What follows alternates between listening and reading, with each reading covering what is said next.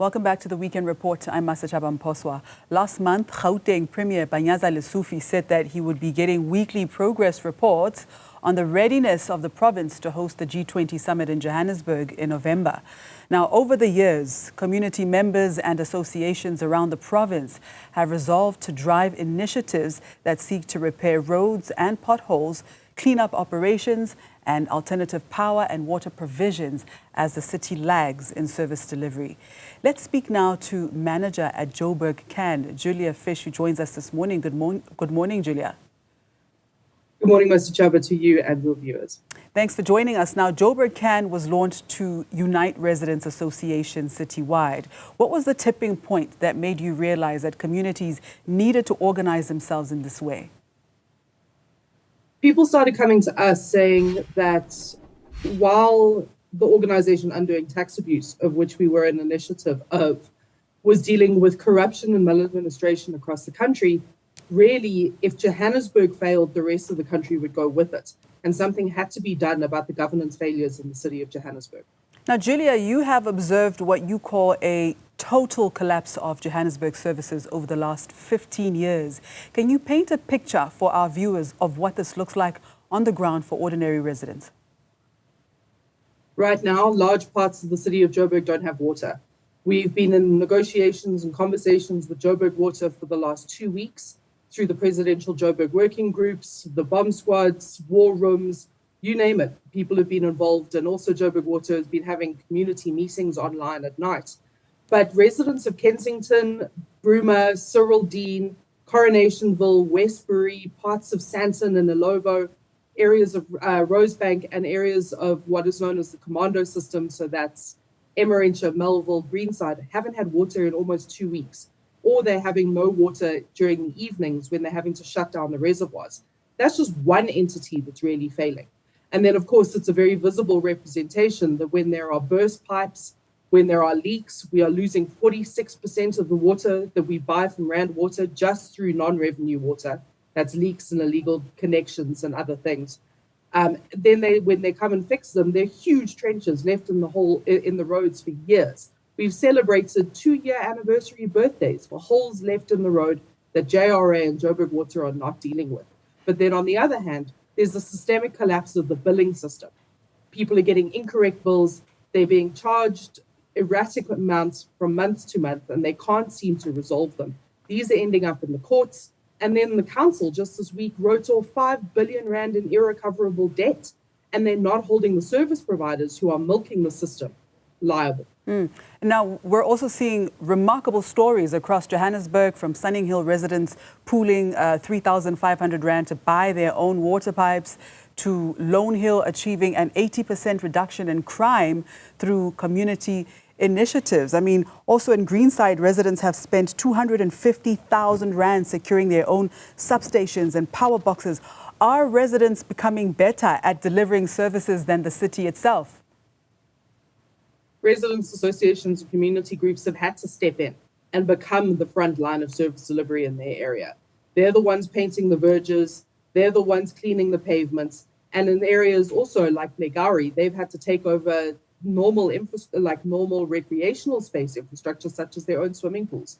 We're also seeing this happen with libraries and multiple other facilities which are supposed to be run by the state.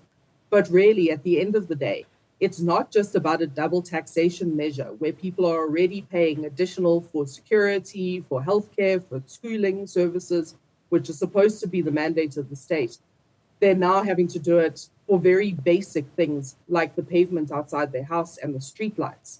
But it's important that we don't just look at it as an additional tax, that we realize that if we want our communities to thrive, if we want spaces where our children are safe and we protect the biggest investment we've made, our houses, we have to actually get out from behind our gates and become a community and do these things together. Because if we wait for the government to do it, we're going to not have much to say. Now, you've mentioned that wealthier suburbs can sustain these models, but poorer ones cannot. How does JoburgCan address these fundamental inequalities in communities' ability to self-organize? The thing about privilege is it's not just about money and it's not just about access. Time is an amazing resource. And if you are in a position of privilege, you're not really worried about monetizing every minute of your day. You're not living from paycheck to paycheck. So that time element allows these residents associations and community groups to be able to have volunteers. They are entirely run off volunteer hours. And without the money to be able to pay for people to be able to do these services or actually run them as a job, it's a lot more difficult. But there are incredible community groups that, despite the lack of resources, the lack of time, and the lack of money that is available to them, they're doing incredible things. There's also Hope for Hillbrow and ones in Ennerdale, which are trying to get something simple like a community footbridge, so the children aren't having to walk through a stream on their way to school every morning. There are community initiatives that are doing this. And we really ask that the businesses in those communities that are managing to serve these communities and being able to provide them with services also step up and do a little bit more in being able to sponsor community activities in areas where resources are a lot less available. And also, while residents associations become affiliated with JoburgCan through a monthly subscription in lower income or previously disadvantaged areas, we completely waive that fee. So let's talk about this now. City officials have warned residents not to repair their own potholes, calling it illegal, while Joburg Water, leaves burst pipes for days. So how do you navigate this tension between urgent community needs and official procedures? It is technically illegal from a liability perspective. You can't always guarantee the work. Usually if a contractor comes on site to fill a pothole or do a reinstatement, they ensure their work, and therefore they have to make sure that any liability, if that crack reopens or something happens, you can claim against the state. So it is a bit of an illegal parameter problem.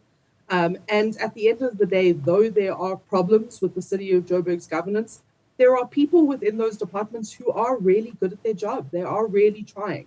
So what we do is try and foster relationships with the bureaucratic or administrative portions of entities who are willing to partner with communities, who are willing to do those kind of things. And there are ways to get either MOUs or way leaves in order to do some of this work.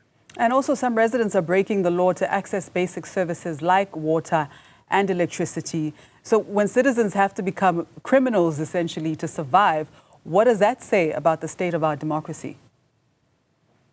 It's tragic. And quite frankly, there is a mechanism to be able to help these people. It's called the Free Basic Services Grant. They're supposed to be able to get certain elements of aspects of access to water, access to electricity, and reduced rates for refuse removal, for example.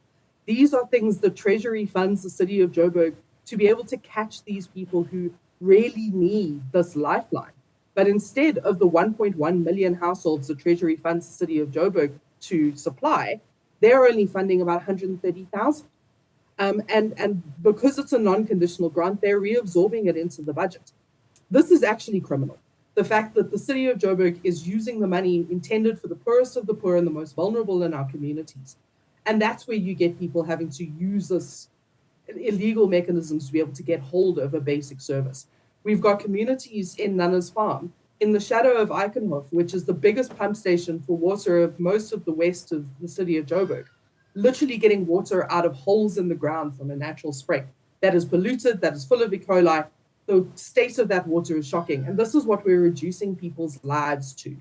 Water is life. And we can't say that getting access to water that the state and the government is not providing them with is criminal. What is criminal is the state not providing it.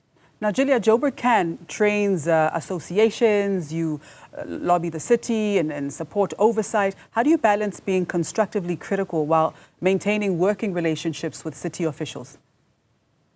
It is a delicate balance, but what the largest part of what we do is ensuring that the policy that really will be enacted against people in the city serves the people of the city. So we're very involved in the writing of the new bylaws or engagements and public participation events. And because we have offered not just problems, said this is what is wrong, this is what you're doing incorrectly, we've offered solutions, we've offered pathways to be able to partner with communities, such as the securing of city power infrastructure and substations. and building those relationships so people have access to government and have collaboration points. I think it's been seen that we're not just smacking them over the knuckles for not doing what they're supposed to be doing, though we're not afraid to hold them accountable. But then saying, these are the people who are on the ground doing the job, wanting to work, and are willing to actually partner with you. And that has fostered a good relationship with the people who are interested in that. All right. The people who aren't tend to be the ones we're holding accountable. Right. Now, as we begin to wind down the conversation, you've decided to remain part of the presidential working group. What would success look like from your perspective in terms of city cooperation with community initiatives? The presidential working groups have had some successes. The infrastructure ones in particular, power and water, are moving. We're really trying to get a lot better access to things like governance and finance. And collaborative with community efforts tend to actually be happening in the bomb squads more than the presidential working groups at this point. But what we're looking for is partnership beyond the G20. It's all fine and well to put lipstick on the pig before November, but what we're really looking for is access from civil society groups and community organizations to the mechanisms of power over the next few years.